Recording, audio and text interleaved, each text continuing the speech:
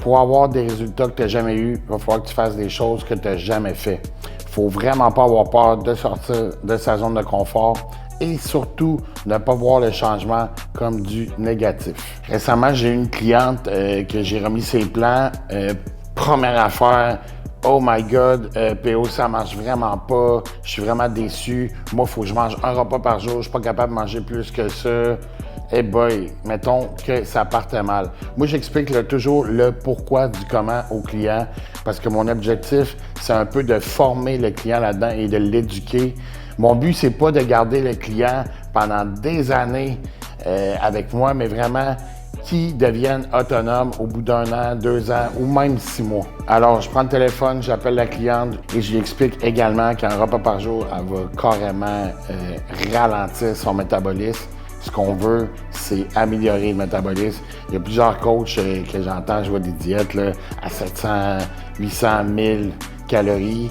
C'est sûr que tu vas perdre sur le court terme, mais sur le long terme, tu vas facilement stagner. Fait qu'il va falloir que tu coupes encore plus. Fait qu'à un moment donné, quand tu es rendu à 700 calories, tu veux couper quoi? Fait que moi, mon but, c'est vraiment d'augmenter votre métabolisme et que vous soyez en santé.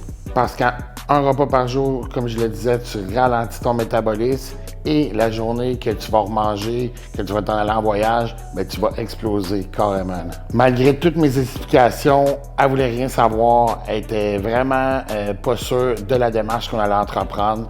Après un autre 30 minutes de blabla au téléphone, elle a fini par dire qu'elle allait essayer. Fait que de semaine en semaine, lors de ses suivis, on voyait vraiment une amélioration au niveau de sa concentration, son énergie, son sommeil et sa digestion. Donc, après quelques mois qu'on a travaillé ensemble, elle a pris le temps de m'appeler, elle m'a dit « Sérieux, merci PO, parce que ça a vraiment tout changé ma vie, ce processus-là. Et si j'avais tout fait à ma tête par moi-même, j'aurais tout à rester au même point, comme j'étais depuis des années. Donc, ça, c'est la plus belle victoire que tu peux avoir en tant que coach. La morale de cette histoire-là, il faut arrêter de voir le changement comme du négatif. Peu importe le domaine dans ta vie, il y a juste les fous qui ne changent pas d'idée.